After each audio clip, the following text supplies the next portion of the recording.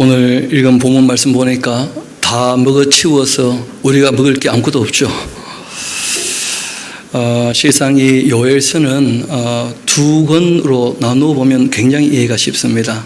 하나는 무엇이냐면 그 시대 그 사람들에게 하신 말씀이 있고, 그 말씀이라 할지라도 오고 오는 모든 세대가 배워야 될 거다 하고 말씀하신 것이고, 또 한 가지는 그 시대에 있어서는 미래에 대한 일을 얘기하셨습니다.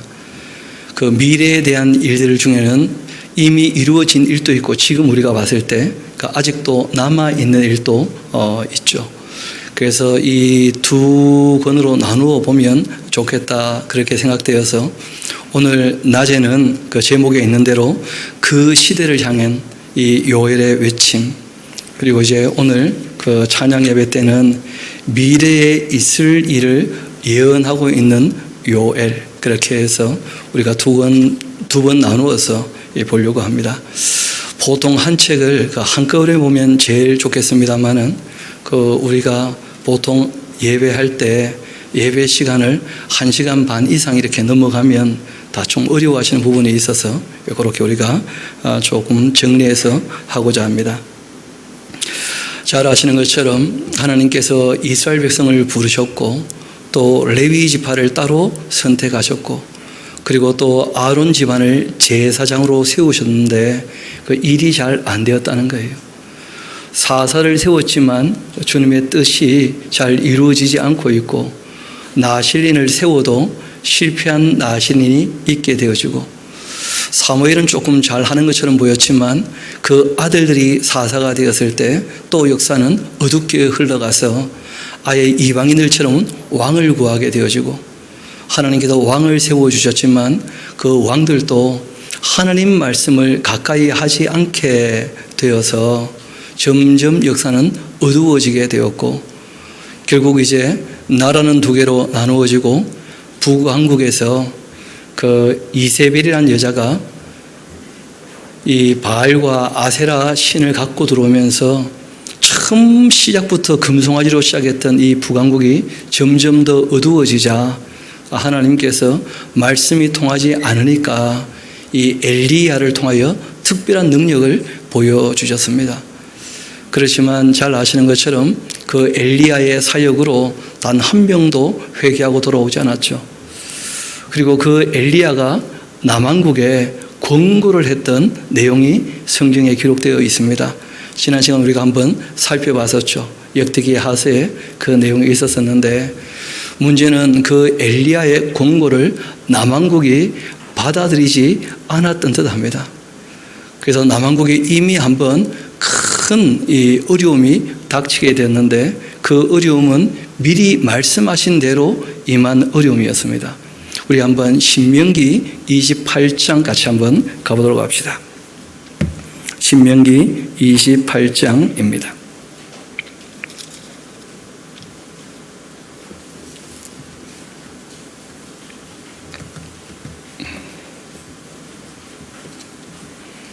(36절부터) 제가 한번 읽어 드리겠습니다. 여호와께서 너와 내가 세울 너의 임금을 너와 내 조상들이 알지 못하던 나라로 끌어가시리니, 내가 거기서 목석으로 만든 다른 신들을 섬길 것이며, 여호와께서 너를 끌어가시는 모든 민족 중에서 너가 놀람과 속담과 비방거리가 될 것이다. 그리고 완전히 문단이 나누어져 있습니다. 그런 재앙도 있고 또 어떤 재앙도 있느냐? 너가 많은 종자를 들에 뿌릴지라도 메뚜기가 먹음으로 거둘 것이 적게 될 것이다. 또 너가 포도원을 심고 가꿀지라도 벌레가 먹음으로 포도를 따지 못하고 포도주를 마시지도 못할 것이며, 내 모든 경내에 감람나무가 있을지라도 그 열매가 떨어짐으로 그 기름을 너희 몸에 바르지 못할 것이며, 너가 자녀를 낳을지라도 그들이 또 포로가 됨으로써 너와 함께 있지 못할 것이고, 너의 모든 나무, 토지, 소산, 메뚜기가 다 먹게 될 것이다 하는 그런 말씀들이 있습니다. 잘 아시는 것처럼 이 신명기 28장은 하나님의 율례와 법도를 지키느냐 지키지 않느냐 하는 그 내용을 가지고 복과 저주를 말씀하고 있는 그 본문들입니다. 그 본문 중에 어떤 저주가 있느냐 하면 메뚜기가 너희들의 모든 양식들 또 포도나무, 감람나무 다 갉아버려서 먹고 마실 것이 없게 하겠다 하신 말씀이 있었는데 그 재앙이 이 남왕국에 임하게 된 것입니다. 우리 거기 조금 본문 말씀을 보도록 합시다. 1절입니다. 부두엘이라고 하는 사람의 그 아들 요엘에게 임한 여호와의 말씀이다. 그러니까 실제로는 이분의 그 신분도 나타나 있지는 않고 또 출신도 어딘지 잘 알지 못합니다. 그리고 실제로는 또 언제 활동했는지 요엘서만 가지고는 그 알기가 쉽지는 않습니다. 그런데 그 뒤에 보면 4절을 먼저 한번 봅시다. 팥종이가 남긴 것 메뚜기가 먹고 메뚜기가 남긴 것 너치가 먹고 너치가 남긴 것 그 황충이 먹었다 그렇게 되어 있는데 우리는 메뚜기라고 하는 것하고 황충하는 것하고 이 구분을 잘 못합니다. 왜냐하면 메뚜기 때문에 그렇게 어려움 당한 적이 잘 없거든요. 그런데 이 사막 지역에 있는 사람들은 메뚜기에 대하여 종류를 많이 나누는 이유가 있습니다. 그 관심이 많기 때문에. 왜냐하면 어떤 메뚜기는 잡아먹을 수 있어요. 그런데 어떤 메뚜기는 오히려 사람에게 큰 피해를 끼침에도 불구하고 먹지 못하는 메뚜기가 있습니다. 그래서 메뚜기 종류를 다양하게 적었던 이유는 그 지역 자체가 메뚜기에 관심이 많은 지역이었다는 것을 우리가 알 수 있는 것인데, 특별히 이제 이 메뚜기 중에 때가 되어지는 군집을 이루는 메뚜기는 황충으로 변하기도 합니다. 이 메뚜기가 가물게 되면 알을 많이 놓지만 그 알이요 뭘 감지를 해요. 밖이 가물어 있으면 안 깨어나요. 왜냐면 나가면 죽으니까. 그렇게 해서 이제 많이 쌓이게 됩니다. 그러다가 이제 가뭄이 지나고 비가 오면 엄청나게 나오기 시작하는 거예요. 왜냐하면 먹을 게 생겼다 싶으니까. 그렇게 되면 이제 군집을 이루게 됩니다. 문제는 군집을 이루면 또 먹을 게 부족하게 되겠죠. 그때부터는 메뚜기가 양식만이 아니라 독초도 다 갉아먹어요. 독초를 갉아먹으면 그 독이 이 체내에 쌓인다고 합니다. 그러면 이제 메뚜기가 그 초록색에서 아예 노란색으로 바뀐다는 거예요. 그러면 그거는 사람이 먹지를 못한다는 거예요. 예전에 저는 메뚜기 재앙이라면 메뚜기 잡아먹으면 되지 그렇게 생각했거든요. 그런데 메뚜기 농장 하시는 분 얘기 들어보니까 사막 메뚜기 못 먹는 이유가 있답니다. 그래서 진짜 가뭄이라는 거예요. 이 메뚜기 속에 독이 들어있기 때문에 안 된다는 거예요. 식용 메뚜기 따로 있다는 거예요. 먹지 못하는 메뚜기 따로 있고. 실제로 제 이스라엘 백성들에게 엘리야 때 3년 반 가뭄이 있었지 않습니까? 그리고 비가 내린 거예요. 그때 아마 남한국도 가물었다가 비가 오면서 이 메뚜기 때가 창물하게 된 것 아니겠는가 그렇게 볼 수 있는 거예요. 그리고 난 다음에 엘리야 때는 7년 가뭄이 또 있죠. 더 큰 메뚜기 때가 준비되고 있다 그런 경고의 말씀이 있거든요. 그래서 요엘 시대를 그때쯤으로 보는 것이 합당하겠다. 그리고 이후에 여러분 또 우리가 아모스서를 볼 때 아시게 되겠습니다만은 아모스가 하나님께 그 메뚜기 재앙에 대하여 좀 피해갈 수 있게 해달라 기도할 때 하나님께서 그 음성을 들으셔요. 그러니까 미가서 이후에는 그런 일이 없는 것이죠. 또 역사를 봤을 때. 그래서 미가서보다 앞서 있다고 보는 것이 이 아모스서보다 앞서 있다고 보는 것이 타당할 것입니다. 그래서 이 북왕국에서 엘리야, 엘리사 이런 분들이 이제 활동을 할 때 그 중간쯤 되는 시기 엘리야 사역이 끝나고 엘리사가 사역을 할 때 남한국에서는 요엘이 사역하지 않았겠는가 그렇게 볼 수 있다는 거예요. 게다가 그 엘리야하고 이름의 뜻이 똑같습니다. 요엘 하는 말이 여호와께서 하나님이시다. 우리가 믿는 하나님은 여호와이시다. 그런 뜻이에요. 그 아버지는 또 부두엘이라 이렇게 되어 있는데 그 말은 그 하나님의 꿈 뭐 그런 뜻이에요. 그러니까 뭐 하나님께서 원하고 바라시는 대로 지금 안 되고 있는 모양인데 확실히 우리 다시 한번 그 배경을 간략하게 말씀을 드렸으니까 우리 1절부터 차근차근 한번 읽어봅시다. 부두엘의 아들 그 요엘에게 임한 여호와의 말씀인데 늙은 자들아 너희는 이것을 들어야 한다. 이 땅의 모든 주민들아 너희는 귀를 기울여야 한다. 너희 날에나 너희 조상들의 날에 이런 일이 있었겠느냐. 너희는 이 일을, 그러니까 이 일의 내용이 바로 뒤에 나오는 것이죠. 그렇죠? 메뚜기 떼가 싹 다 훑어버리고 하나님의 큰 징계가 임했다는 거예요. 징계가 임하고 난 다음에 사람들에게는 두 가지 자세가 있을 수 있다는 거예요. 그걸 꼭 가르치라는 거예요. 하나님의 징계가 임할 때 회개하고 돌아올 것인가, 아니면 그 경고를 무시하고 결국 심판을 받을 것인가. 그거는 누구에게 달려있는 겁니까? 듣는 사람에게 달려있는 거예요. 그걸 꼭 듣게 하라는 거예요. 왜냐하면 하나님은 그러한 자세에서 변치 않으신 분이에요. 신약에도 일관되게 말씀하시죠. 회개하라 하시고 말씀하셔요. 회개치 않으면 용납하거나 용서할 수 없는 것이죠. 이어봅시다. 너희는 이 일을 너희 자녀에게 말하고 또 너희 자녀는 거기 자기 자녀에게 말하고 그 자녀는 후세에 말할 것이라.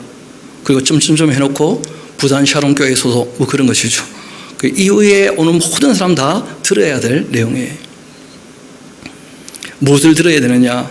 역사 가운데 그 남한국 유다에 팥종이가 남긴 것 메뚜기가 먹어치웠고, 메뚜기가 남긴 것 너치가 먹어치웠고, 너치가 남긴 것 황충이 먹고 말았다는 거예요. 이미 다 먹어치워버렸어요. 이때 메뚜기는 뭐냐? 하퍼입니다. 하퍼. 탁 뛰어서 메뚜기. 유재석 아닙니다. 우리가 이게 비유인지 아니면 직설법으로 사실 자체를 얘기하는 것인지 구분할 줄 알아야 돼요. 이게 구분 안 되면 성경 읽을 때 참 어려워지고 맙니다. 그래서 국어 실력이 없으면 성경 읽는데 참 난감해질 수 있어요. 그래서 오늘 어쩔 수 없이 우리 국어 공부를 조금 해야 됩니다. 우리 나누어 드린 것 한번 잠깐 봅시다. 오늘 특별히 요엘서에는 그 직설법 있는 사실 그대로 표현한 내용과 함께 뭐가 많이 나오느냐면 비유법이 많이 나와요. 그 비유법을 봤을 때에는 반드시 비유관념에 대한 뭐가 있습니까? 원관념, 원래 말하고자 하는 뜻이 또 있거든요. 그래서 비유를 직설로 봐도 문제가 되는 것이고 직설을 비유로 봐도 문제가 되는 거예요. 그래서 우리가 그거는 부지런히 읽어보면 충분히 내용이 다 드러납니다. 그러니까 내용을 파악하기 전에 먼저 그냥 선입견을 가지고 봐버리면 엉망이 되고 말아요. 내용 자체가. 그래서 직설법은 읽어보면 어렵지 않은데 문제는 비유법은 종류가 참 다양하다는 거예요. 제일 먼저 직유법이 있죠. 그렇죠? A는 마치 B 같다. 우리가 굉장히 많이 보게 될 겁니다.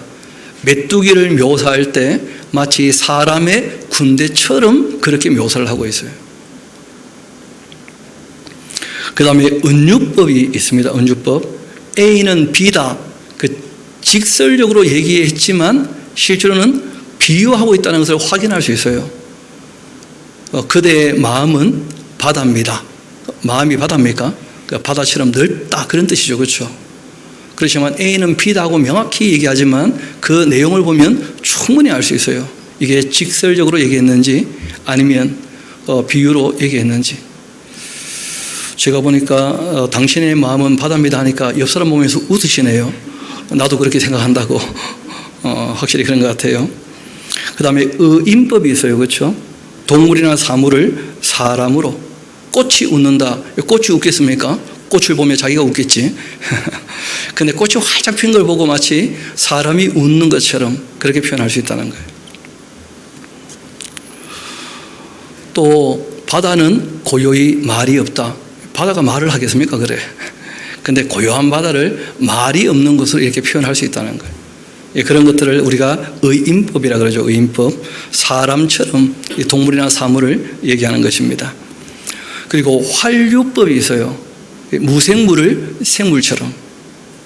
그러니까 별이 깜빡깜빡 졸고 있다. 별이 졸겠습니까? 반짝이고 있지. 근데 그걸 마치 사람이 깜빡깜빡 하는 것처럼 그렇게 이제 무생물을 생물처럼 표현하기도 하죠. 또 자동차가 빵빵 소리를 친다. 자동차가 고함 지르는 게 아니죠. 그렇죠? 그런 식으로 이제 비유하기도 해요. 또 대유법 같은 게 있습니다. 그러니까 한 가지로서 거기에 관련된 모든 것들을 표현하는, 잘 아시는 것처럼 백의의 천사하면 하얀 옷을 간호사가 하는 모든 일을 거기다 포함시키는 것이죠. 또 사람이 떡으로만 살 수 없다. 그러니까 뭐라 그럽니까? 그 떡도 있고 물도 있어야지. 그런 얘기 하는 게 아니죠. 이 세상에 필요한 것 가지고 사람이 충족이 되겠는가? 하나님 말씀이 꼭 있어야지. 그 얘기를 하시는 것이죠. 또 중의법 같은 것도 있어요. 내가 시온을 향하여 울었다 할 때 그 시온 자체의 뜻이 여러 가지가 중첩되어 있을 수 있다는 거예요.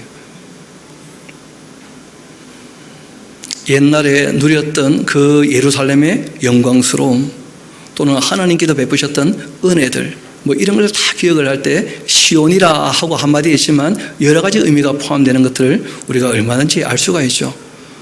그러니까 한 문장 가지고는 안 된다는 거예요. 내용을 다 파악을 해야 이것이 직설적인지 아니면 비유인지 그걸 알 수가 있는 거예요. 그래서 한두 문장 읽고 자기 마음에 나는 대로 함부로 얘기하면 실수가 있게 되는 것이니까 그런 걸 좀 주의할 필요가 있는 것이죠. 그 다음에 또 보면 그 풍류법 같은 것도 있죠. 굉장히 수준 높은 그 비유의 방법인데 원간염을 아예 드러내지 않아요. 빈 수레가 솟아나고만 무슨 말이죠? 네가 시끄럽다 그런 것이죠.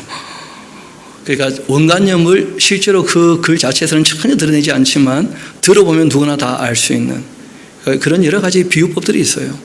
우리가 성경을 읽을 때 이게 직접적으로 얘기하고 있는 직설법인지 아니면 이것이 원간염을 찾아야 되는 비유법인지 그런 걸 우리가 충분히 감안해서 읽어야지만 그 오해 없이 성경을 읽을 수가 있습니다. 그 이단들이 왜 이단이 되느냐? 직설적으로 얘기했는데 비유풀이 한다고 자꾸 엉뚱한 얘기를 하니까 문제가 되는 거예요. 또 비유적으로 했는데 문자적으로 봐야 된다면서 엉뚱한 얘기를 하는 거예요. 그러니까 이 국어 실력이 떨어지면 이단 되기가 쉬워요. 그래서 반드시 우리가 국어 공부를 하도록 합시다. 우리 다시 이제 본문으로 돌아가도록 합시다. 그래서 여기 나오는 팥종이나 메뚜기, 너치, 황충하는 것은 다 직설적인 표현들입니다. 실제로 다 먹었던 그 양상이 어떤지가 뒤에 다 나오기 때문에 이어봅시다. 취하는 자들아 너희는 깨어 울어라 울어. 포도주를 마시는 자들아 너희는 이제 울어야 한다 울어. 왜냐하면 이는 달콤한 그 포도주가 너희 입에서 끊어졌기 때문에 메뚜기 떼가 싹 쓸어갔다는 거예요. 다른 한 민족이 이렇게 되어 있는데 이 고이라고 하는 말은 민족이라 표현될 수도 있지만 옛날에는 이족, 그 이상한 민족 이렇게 표현하기도 했는데 개역 한글판에는 어떤 큰 무리를 얘기할 때도 고이란 말을 써요. 그 실제로 이 다른 한 이 민족 어떤 큰 이상한 무리 여기에 대한 설명이 뒤에 다 나와요. 또 앞에 이미 얘기했죠. 누구를 얘기하겠습니까? 메뚜기 떼를 얘기하는 거예요. 그러니까 이런 것은 뭐가 됩니까? 비유가 되는 것이죠. 그 원간염을 찾아야 돼요. 그게 나의 땅, 하나님의 땅, 이스라엘 땅, 그 예루살렘으로 올라온 겁니다. 그들은 강하고 수가 아주 많은데 그 이빨은 사자의 이빨 같아요. 그렇죠? 그 어금니는 암사자의 어금니 같아요. 그러니까 이건 다 비유죠. 사자가 마치 다 그냥 물어뜯어서 완전히 그냥 죽여버리는 것처럼 이 메뚜기 떼가 올라와서 완전히 초토화했다는 거예요. 황폐하게 만들었다는 거예요. 흔적도 없이. 그들이 나의 포도나무를 멸하며 나의 무화과나무를 긁었다. 이 나의 포도나무, 나의 무화과나무 하니까 이게 예루살렘 또는 뭐 남한국 유다를 얘기하는 것인가? 거기에 꽤 빠져있는 내용이 있습니다. 내가 그들에게 주었던 그 포도나무, 하나님께서 이스라엘 백성들, 남한국 유다 사람들에게 줬던 그 포도나무와 그 무화과나무를 다 갉아버렸다. 그렇게 보는 것이 훨씬 더 이해가 쉬운 해석입니다. 조금 의역을 할 수밖에 없는 부분이죠. 왜냐하면 뒤에 거기에 대한 설명이 또 이어 나오니까요. 그래서 그 모든 가지가 하얗게 되고 말았다. 이렇게 하나님께서 메뚜기 떼를 보내서 완전히 그냥 그 땅에 있는 식물들을 갉아버리니까 먹고 마실 게 아무것도 없게 된 겁니다. 그러할 때 너희는 처녀가 어렸을 때 약혼한 남자로 말미암아 굵은 배로 동이고 애공한같이 뭐하라는 거예요? 통회하면서 자복하고 회개하라는 거예요. 이걸 하나님께서 원하시는 것이죠. 이 소제나 전제할 때 소제가 바로 그 가루로 드리는 제사죠. 양식으로 드리는 제사. 이 전제는 포도주나 감람류 그 액체로 드리는 제사입니다. 그 소제나 전제 여호와의 성전에서 끊어졌다. 사람 먹을 것도 없고 하나님께 드릴 것도 없고, 그래서 여호와께 수중드는 제사장들은 슬퍼하게 됩니다.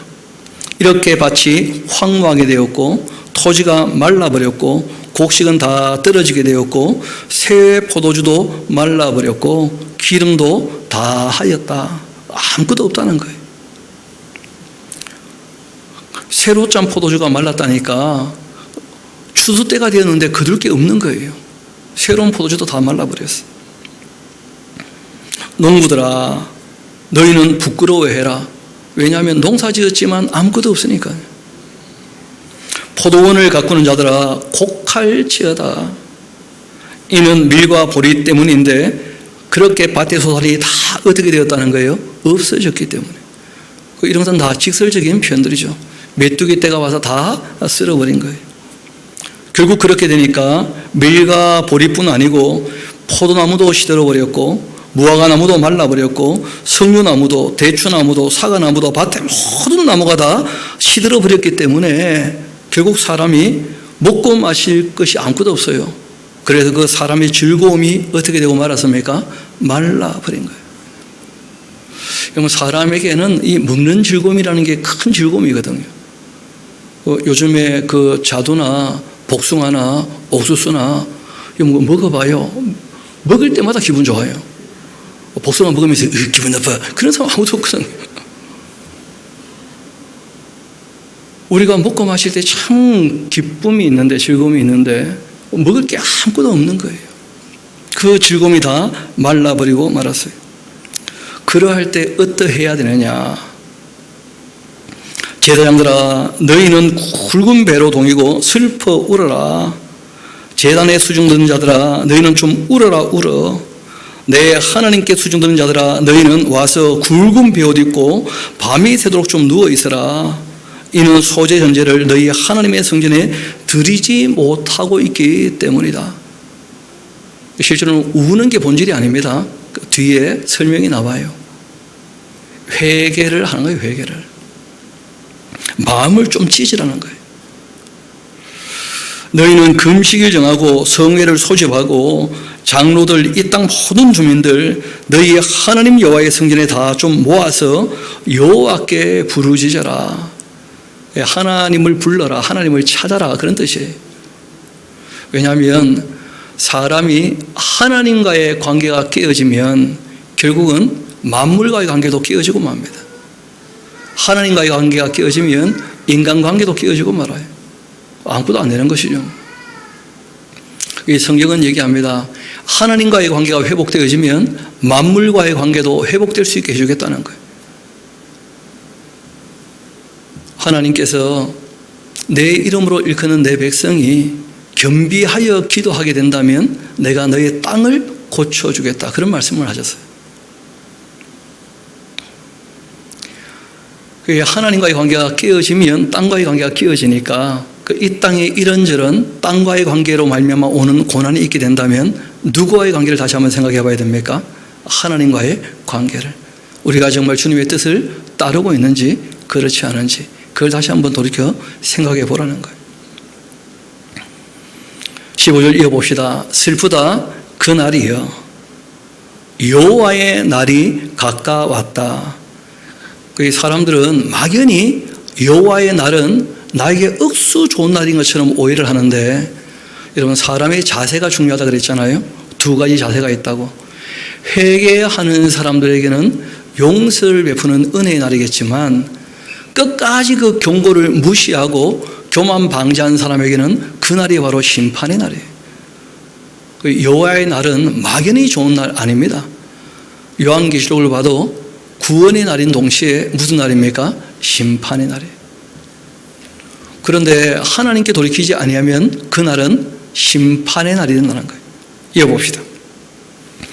슬프다 그 날이여 여호와의 날이 가까이 왔는데 곧 멸망같이 전능자에게로부터 이르게 될 것이다. 먹을 것이 우리 눈앞에서 끊어지지 아니했냐?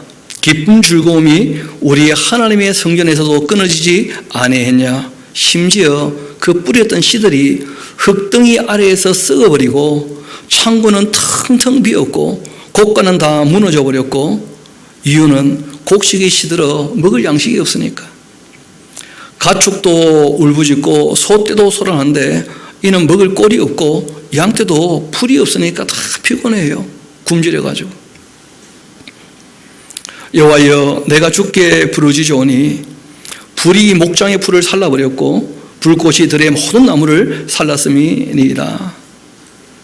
너무 또 가물게 되었죠. 그렇죠? 그래서 불에 타버렸어요. 다 메뚜기 지나고 불에 타버리고 진짜 아무것도 없죠.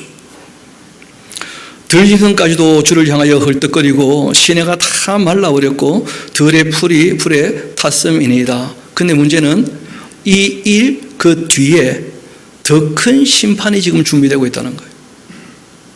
그 전에 어떻게 하라는 거예요? 돌이키라는 거예요. 그래서 이 선지자가 그 하나님의 뜻을 받들어 외치죠. 시온에서 나팔을 불며 나의 거룩한 산에서 경고의 소리를 질러라. 이 땅 주민들로 다 떨게 하라. 이는 여호와의 날이 이르게 됨이라. 이제 그 날이 임박해 있지 않냐? 이미 메뚜기 때가 한번 지나가 버렸는데 회개하지 않으면 더 큰 심판이 임할 거라는 거예요. 그러니까 그러지 않도록 말하는 거예요. 회개하라는 거예요. 곧 어둡고 캄캄한 날이고 짙은 구름이 덮이는 날이고 새벽빛이 산 꼭대기에 덮인 것과 같은 날일 텐데, 이는 많고 강한 백성이 이르렀기 때문이다. 이 많고 강한 백성이 누굽니까? 우리가 지금 쭉 살피고 있는 대로 메뚜기를 얘기해요. 메뚜기 부대를. 뒤에 다 설명이 또 나오니까요. 이 같은 것은 옛날에도 없고 이후에도 대대로 없을 거다. 불이 그들의 앞을 살라버리고 불꽃이 그들의 뒤를 또 태울 것이다. 그러니까 이 메뚜기 때가 지나가면 어떤 일이 벌어지느냐? 그들의 예전의 땅이 에덴 동산 같다 할지라도 그들이 지나가 버리면 그들의 나중의 땅은 황폐한 들같이 되고 만다. 그것들 피할 자가 없을 거다. 이런 것이 지금 준비되어 있다는 거예요. 하나님께서 보여주신 것이죠. 이 요엘에게. 모양은 말 같아요. 말 아닌 거죠. 그렇죠? 또 달리는 것은 기병 같기도 해요. 그게 사람의 군대가 아니라는 거예요. 그들이 산 꼭대기에서 뛰는 소리는 병거 소리 같기도 하고 불꽃이 건물을 사르는 소리와도 같고 강한 군사가 줄을 벌이고 싸우는 것 같은데, 그 앞에 서면 백성들은 질려버리고 무리의 앞에서는 하얘지고 말아요. 그들이 용사같이 달리면서 무사같이 성을 기어오르며 각기 자기 길로 나아가는데 그 줄을요 이탈하지 않아요.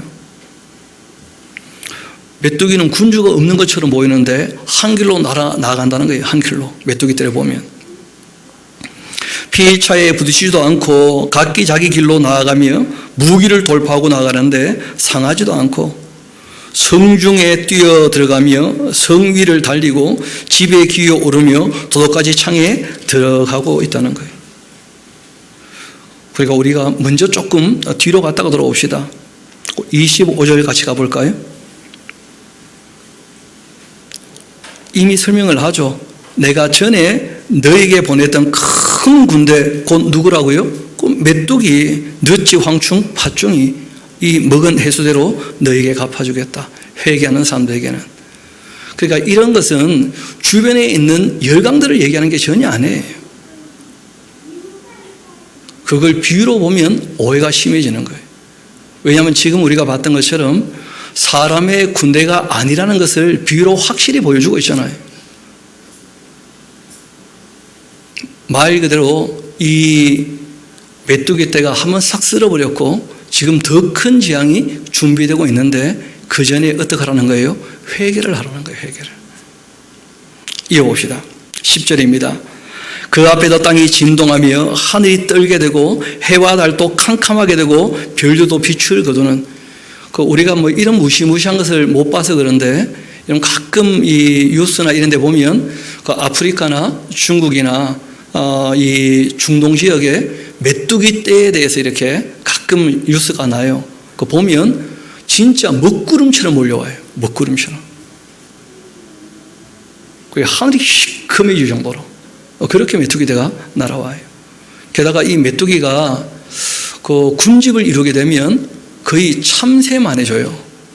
뒷다리는 짧아지고 굉장히 멀리 날아가요. 그러니까 정말 무시무시한 존재죠. 그 지역에서는. 여호와께서 그의 군대, 우리가 봤죠? 하나님의 군대는 누굽니까? 적어놓으세요. 메뚜기 군대. 그런데 하나님 군대는 강하니까 우리는 주의 군대다. 본인이 메뚜기십니까? 요엘서에 얘기하는 이 하나님의 군대는 메뚜기를 얘기하는 거예요. 지금 그 메뚜기 떼가 남한국을 싹 쓸어버린 거예요. 더 큰 재앙이 지금 준비되고 있고, 그러니까 그 전에 회개하라, 지금 그렇게 요구하고 계시는 겁니다. 이어봅시다. 여호와께서 그 군대 앞에서 소리를 지르시고 그의 진영은 힘이 크고 그 명령을 행하는 자 강하니 여호와의 날이 크고 심히 두렵지 않느냐. 당할 자가 누구겠느냐. 지금 이런 하나님의 군대, 그 메뚜기가 준비되고 있으니까 너희들이 당할 수 없어. 그러니까 그 전에 어떻게 하라는 거예요? 회개하시라. 우리 한번 12절, 그 13절, 우리 14절까지 같이 한번 읽어봅시다. 그 박스를 쳐놓고 이 내용을 얘기하고 싶어 하는 것이죠. 시작. 여호와의 말씀에 너희는 이제라도 금식하고 울며 애통하고 마음을 다하여 나에게로 돌아오라 하셨나니 너희는 옷을 찢지 말고 마음을 찢고 너희의 하나님 여호와께로 돌아올지어다. 그는 은혜로우시며 자비로우시며 노하기를 더디 하시며 인애가 크시사 뜻을 돌이켜 재앙을 내리지 아니하시나니 주께서 혹시 마음과 뜻을 돌이키시고 그 뒤에 복을 내리사 너희의 하나님 여호와께 소제와 전제를 드리게 하지 아니하실는지 누가 알겠느냐 하고 말씀하신 거예요. 너희가 회개하고 돌아오면 하나님도 그 땅을 어떻게 하실 거라는 거예요? 회복시켜 주실 거라는 거예요. 그러면 양식이 있어서 소제할 수 있고 포도주와 또 감람류가 있어서 전제를 드릴 수가 있고 그렇게 회복해 주겠다 하고 말씀하신 거예요. 그러니까 이런 말씀들을 욕심으로 읽으니까 우리가 요엘의 군대, 하나님의 군대가 되자 뭐 이렇게 얘기를 자꾸 해요. 지금 전혀 그런 얘기하는 본문이 아니거든요. 정말 하나님이 원하시는 것은 마음을 다하여서 하나님께로 돌아오라는 거예요. 하나님께로. 재앙이 임했을 때, 고난이 닥칠 때 다른 생각하지 말고 하나님께로 어떻게 하라는 거예요? 돌아오라는 거예요. 옷을 찢는 것이 중요한 것이 아니고 마음을 찢고 돌아오라는 거예요. 그 마음에 교만과 욕심이 있으면 안 된다는 거예요. 15절 이어봅시다. 너희는 그렇게 시온에서 나팔을 불어 거룩한 금식을 정하고 성회를 소집해라. 백성들을 모아서 그 모임을 거룩하게 하고 장로들을 모으고 어린이 젖 먹는 자까지 다 모으고 신랑까지도 뭐 깨뽑고 그러면 안 돼. 지금 다 나와야 돼. 신랑도 그 방에서 나오게 하고 신부도 그 신방에서 나오게 하라.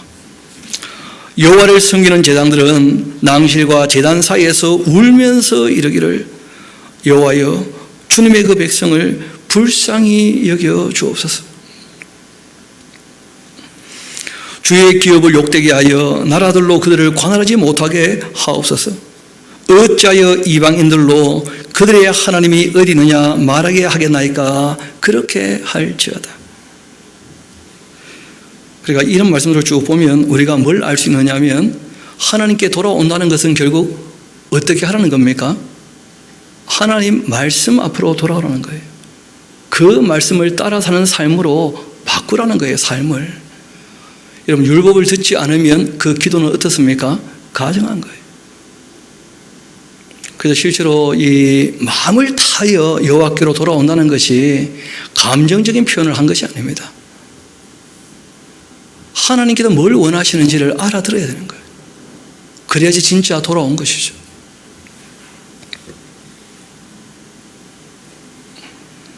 이어봅시다.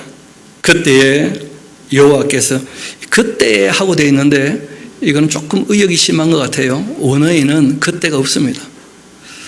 게다가 우리가 조금 이 어려운 그 번역인데 일단 먼저 읽고 잠깐 말씀을 드립시다. 그때 여호와께서 자기 땅을 극진히 사랑하시어 그 백성을 긍휼히 불쌍히 여기실 거다. 여호와께서 그들에게 응답하여 이르시기를 내가 너희에게 곡식과 새 포도주와 기름을 주리니 너희가 이로 말미암아 흡족하게 될 거다. 내가 다시는 너희가 나라들 가운데에서 욕을 당하지 않게 할 거다. 내가 이 북쪽의 군대를 너희에게서 멀리 떠나게 하고 메마르고 적막한 땅으로 쫓아낼 것이다. 그 앞에 부대는 동해로 빠지게 될 것이고 그 뒤에 부대는 서해로 들어가게 될 것이다. 그 동쪽 바다는 사해 바다고요. 서쪽 바다는 지중해 바다를 얘기하죠. 그 인간의 군대가 아니기 때문에 가능한 거예요. 여러분 출애굽기를 보면 8번째 재앙이 메뚜기 재앙 기억나십니까? 그 애굽의 메뚜기 재앙에 대해서 하나님이 그 메뚜기 떼를 다 떠나게 하실 때 어디에 빠져 죽습니까? 다 홍해에 가서 빠져 죽어요. 그래서 이 군대가 사람의 군대가 아니기 때문에 하나님께서 은혜를 베푸시면 그러면 그 메뚜기 떼가 어떻게 될 거라는 거예요? 그 이스라엘로 와서 초토화시키지 않고 그 서해와 동해에 다 빠져 죽게 할 거다. 그렇게 볼 수 있는 것이죠. 이어봅시다. 그러면 그 뭐 엄청난 숫자니까 그 바다에 빠져 죽으면 상한 냄새도 일어나게 될 거고 썩으니까 악취도 오르지 않겠는가.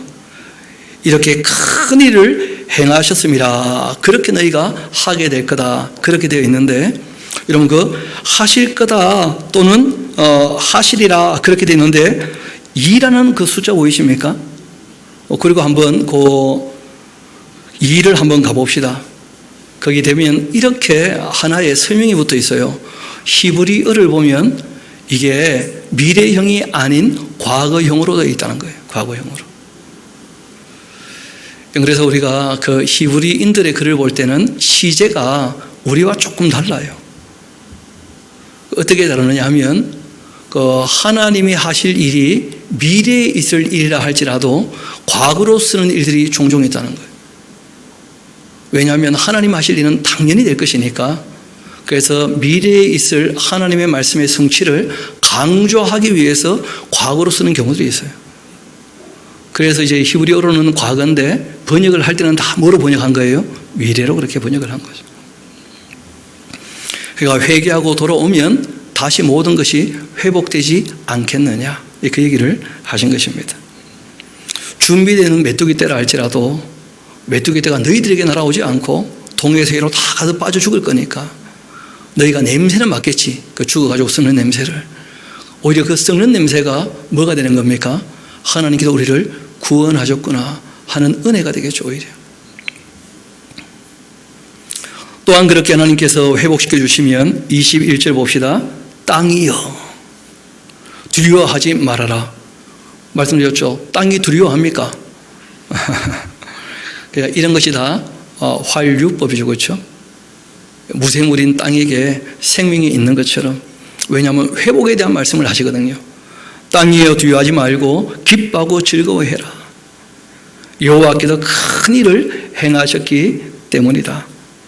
또 들진 소들도 두려워하지 마라. 들의 그 풀이 싹이 날 거고 나무가 열매를 맺게 될 거고 무화과 나무, 포도나무가 다 힘을 내게 될 테니까 들짐승들도 먹을 게 생기지 않습니까? 그러니까 두려워하지 마라. 그렇게 말씀하시는 거죠. 시온의 자녀들아, 너희는 너희의 하나님 여호와로 말미암아 기뻐하며 즐거워하라.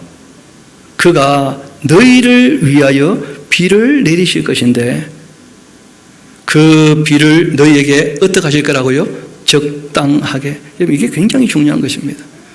비는요, 많아도 문제고 적어도 문제예요.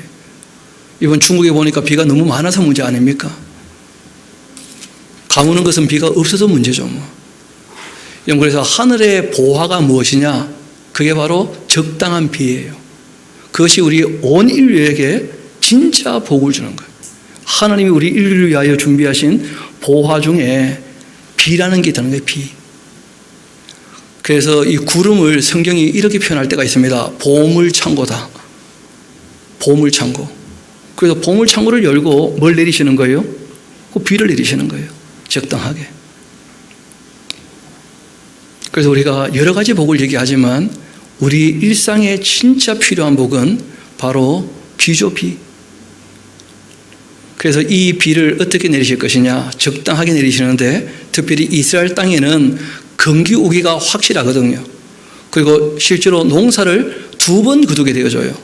밀보리를 이제 봄에 거두니까 가을비가 이른비예요. 가을에 비가 와야 그때 파종하고 봄에 밀보리를 거두어요. 그 다음에 또 이 추수가 끝날 때 비가 와야 돼요. 그렇게 해야 이제 포도와 무화과, 감람류가 그 다음에 또 잘 열려서 늦여름에 이걸 다 거두게 되어지거든요. 그러니까 이른 비, 이게 어떤 비냐? 그 가을비예요, 가을비. 늦은 비가 어떤 비냐? 그 사람들에게는 봄비를 얘기하는 거예요. 늦은 봄에 내리는 비. 그런데 이 비를 어떤 분이 성령 아니냐 하고 이상하게 설명을 한 거예요. 왜냐하면 직설적으로 얘기한 것을 비유라고 오해를 한 겁니다. 완전히 성령 하나님을 물로 본 거죠. 비가 물이니까. 굉장히 잘못 본 겁니다. 그런 오해 때문에 어떤 일이 벌어졌느냐? 오순절 성령 강림은 이른 비처럼 오신 것이고 말세에 또 한 번 강렬하게 역사하실 것이다.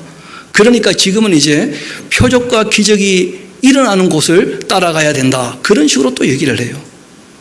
예수님께서 미리 말씀하셨죠.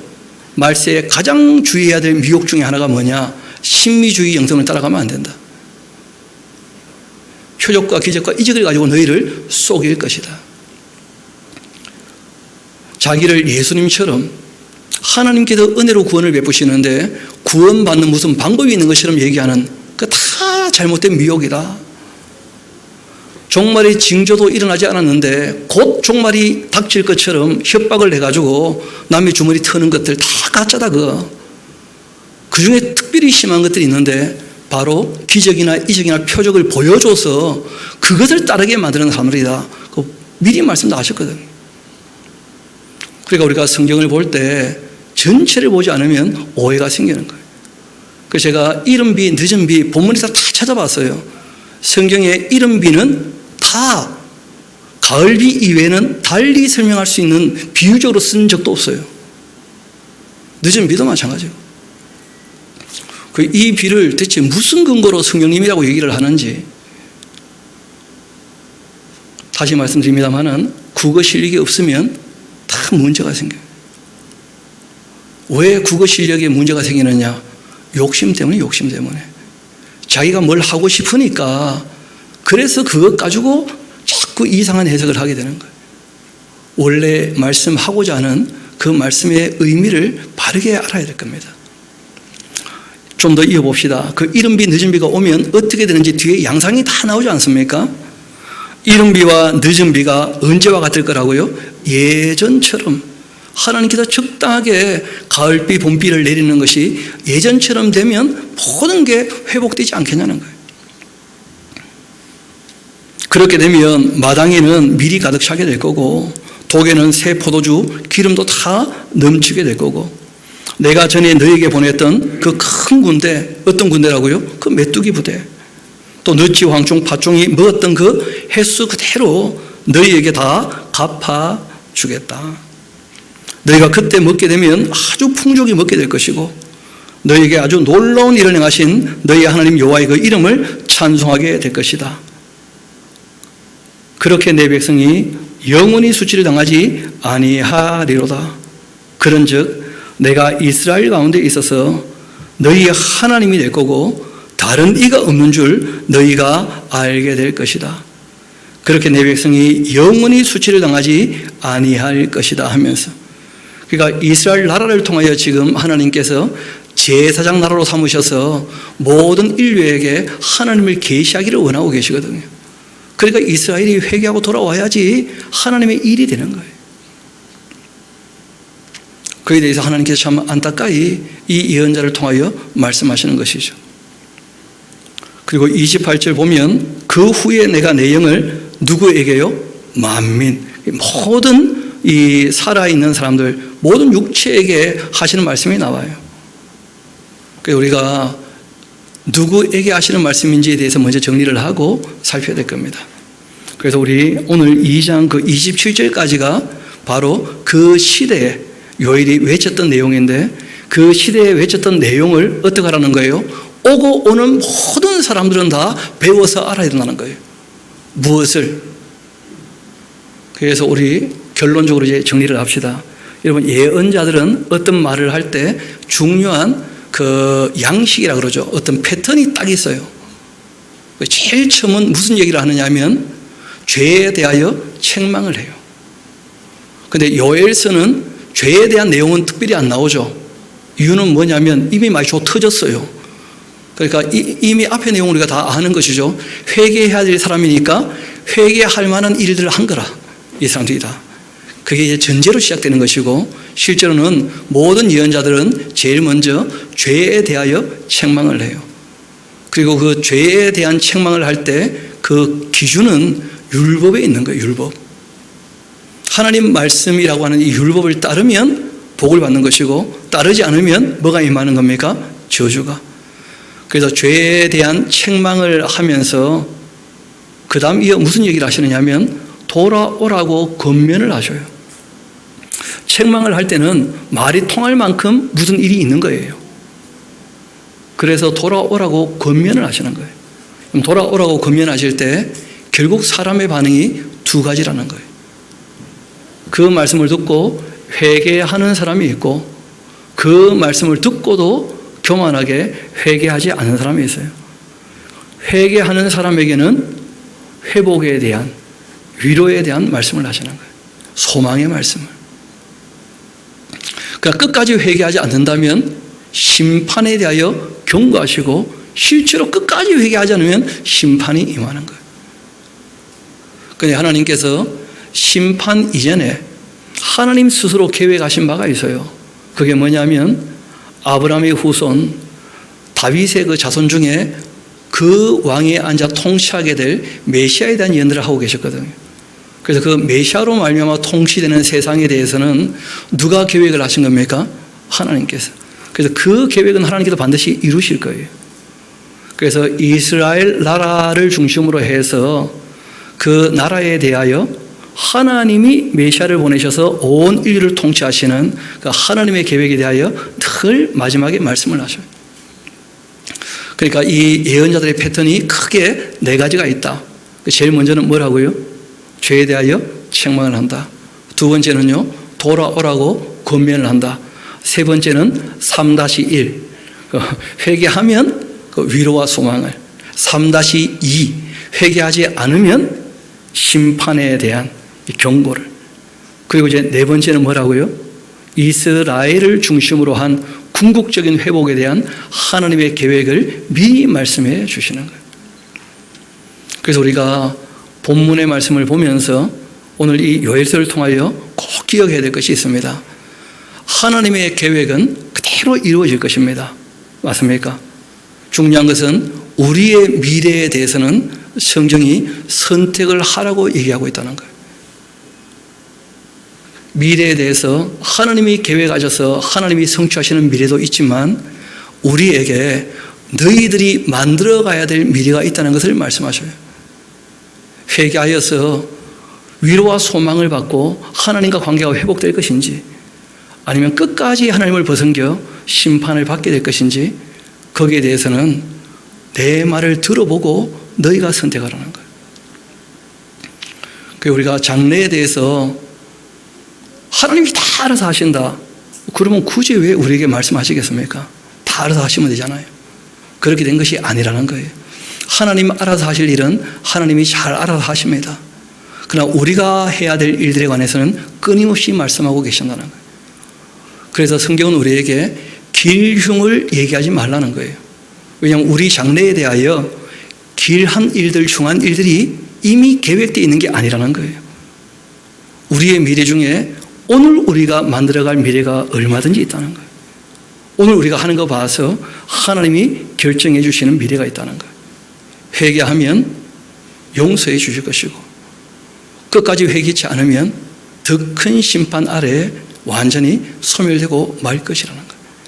그래서 우리가 하나님 하시는 일에 대해서는 하나님께서 어떻게 하실지를 반드시 알아두고 우리에게 말씀하신 내용들, 우리가 할 일에 대해서는 우리가 알아들은 대로 주님의 뜻을 따라 사는 저와 여러분 되기를 소망합니다. 우리 함께 기도하도록 하시겠습니다.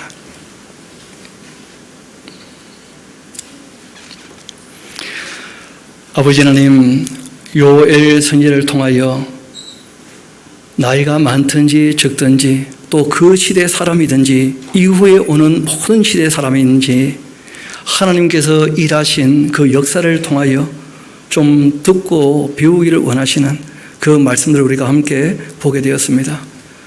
하나님께서 징계하시는 이유는 자녀이기 때문에 돌이키라고 징계하시는 것인데 그 징계에 대하여 달게 받아들이고 정말 마음을 다하여 하나님께로 돌아오며 주의 말씀 앞에 서서 자신의 잘못을 인정하고 정말 통해 잡아가며 회개하고 기도한다면 그 음성을 들어주시겠지만 그러지 않는다면 더 큰 재앙이 준비되어져 있고 결국은 심판이 임할 것에 관하여 오고 오는 모든 세대에게 그 역사를 통하여 배우라 말씀하신 내용들을 우리가 함께 살펴보게 되었습니다. 요엘이 그 시대에 얘기했던 내용이지만 그러나 저희들이 지금도 이 말씀을 읽으며 주님의 뜻을 알아가게 하시고 하나님께서 어떻게 일하시는지를 알아가게 하시니 감사합니다. 또 지금 이 자리에 우리가 어떻게 해야 될지도 이 말씀을 통하여 비추어 보며 깨닫게 하셨던 것 감사드립니다.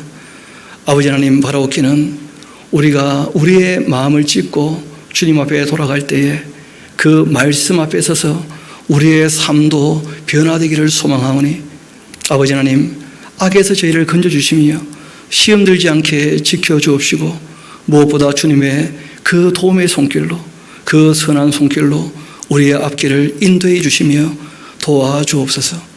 모든 것을 주님께 의탁합니다. 감사드리며 우리 구주가 되시는 예수님 이름으로 기도합니다. 아멘.